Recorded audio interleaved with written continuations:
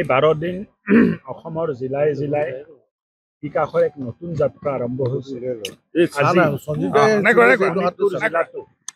প্ৰথম দিন বিকাশৰ যাত্ৰাৰ প্ৰথম দিন। আজি আমি মাইক্ৰ' ফাইনেন্স ঋণ যিটো আছিলে এইবিলাক ৰেহাই দি আমাৰ আই মাতৃসকলক বাইদেউ ভণ্টিসকলক নিউ ডিউ চাৰ্টিফিকেট আজি এই সভাস্থলীতে আমি তেখেতসকলৰ হাতত গোটাই দিম। তেখেতসকলে বেংকত যাই জমা দিব আৰু কালিৰ পৰা তেখেতসকলৰ আৰ্থিক স্বাৱলম্বনৰ যিটো যাত্ৰা আকৌ নতুনকৈ আৰম্ভ হ'ব পাৰিব। প্ৰায় 1600 কোটি টকা চৰকাৰে দুখীয়া আই মাতৃ বাইদেউ ভণ্টিসকল যিসকলে কোভিডৰ আগত মাইক্ৰ' ফাইনেন্সৰ পৰা ধাৰ লৈছিল, কোভিডৰ 1.5 বছৰৰ সময়ত আৰ্থিকভাৱে জুৰুলা হৈ গ'ল আৰু ঋণ ঘূৰাই দিব নোৱাৰিলে আৰু মাইক্ৰ' ফাইনেন্সৰ অধিকাৰী বিষয়াই তেখেতসকলৰ ওপৰত হেঁচা প্ৰয়োগ কৰি আছিলে। এই বাইদেউ ভণ্টিহঁতৰ জীৱন আই মাতৃসকলৰ জীৱন বহুত কষ্টত আছিলে। ইলেকশ্যনৰ আগত মুখ্যমন্ত্ৰী ডাঙৰীয়াই কৈছিলে যে আপোনালোকে যদি আশীৰ্বাদ কৰে আমি চৰকাৰত যদি ঘূৰি আহোঁ এই মাইক্ৰ' ফাইনেন্সৰ জঞ্জালৰ পৰা এই জঞ্জটৰ পৰা আপোনাক মুক্তি দিম আৰু পৰ্যায়ক্ৰমে আমি এই জঞ্জটৰ পৰা আমাৰ মাইক্ৰ' ফাইনেন্সৰ পৰা ধাৰ লোৱা বাইদেউ ভণ্টিসকলক আমি ৰেহাই দিবলৈ সক্ষম হৈছোঁ। আজিও প্ৰায় ৯৫,০০০ তেনেকুৱা বাইদেউ ভণ্টি গোটেই অসমত এই ৰেহাইটো পাব।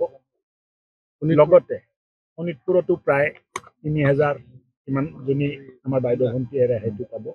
লগতে ১৭৫জন নে ১৭৩জন ছেল্ফ হেল্প গ্ৰুপৰ আমাৰ বাইদেউসকলক ৪০,০০০ টকাকৈ নিজৰ আৰ্থিক অৱস্থাটো টনকিয়াল কৰাৰ কাৰণে ক্ষুদ্ৰ খাদ্য প্ৰকল্প লগাবৰ কাৰণে ৪০,০০০ টকাৰ প্ৰথম চিড মানি দিয়া হৈছে।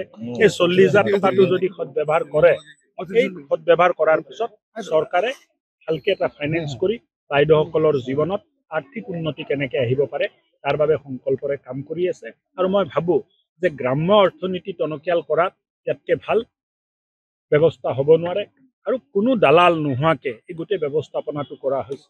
লগতে আজি শোণিতপুৰ জিলাৰ ২০২৪ বানপানী আৰু ধুমুহাত ক্ষতিগ্ৰস্ত হোৱা লোকসকলকো একালীন সাহায্য ১,২০,০০০, যাৰ ঘৰ ভাঙা নাছিল কিন্তু ক্ষতি হৈছিলে, বাচন নষ্ট হৈছিলে, কাপোৰ কানি নষ্ট হৈছিলে, তেনেকুৱা ব্যক্তিসকলকো আজি পইচা দিয়া হৈছে। খেতি পথাৰো যদি নষ্ট হৈছিলে ৭,০০০ টকা পাৰ হেক্টৰ খেতি পথাৰ নষ্ট হোৱাৰ কাৰণেও দিয়া হৈছে।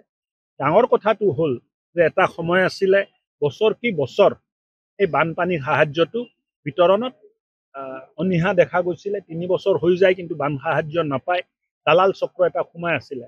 পোন প্ৰথমবাৰৰ বাবে ডক্টৰ হিমন্ত বিশ্ব শৰ্মাৰ মুখ্যমন্ত্ৰী কাৰ্যকালত আমি দেখিবলৈ পাইছোঁ ৩০ অক্টোবৰত বানপানীৰ এইটো শেষ হয়। আনুষ্ঠানিকভাৱে কোৱা হয় যে ৩০ অক্টোবৰৰ পিছত আৰু বানপানী নহয়।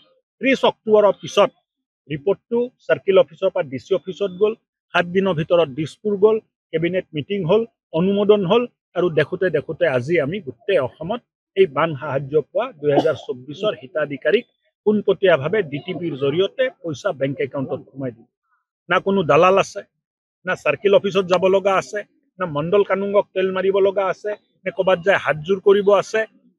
যাৰ যি পাব লগা আছিল ৰিপৰ্ট হ'ল আৰু পইচাটো আজি বেংক একাউণ্টত সোমাই গ'ল।